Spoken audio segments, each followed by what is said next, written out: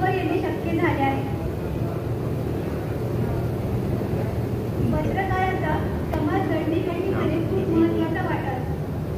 मग ते स्वातंत्र्याचा लढा असो किंवा समाज सुधारणेचे काम. पत्रकाराने नेहमी जनमनावर मोठा संघर्ष निर्माण करण्यामध्ये खूप मोठा वाटा त्यांनी दाखवला आहे.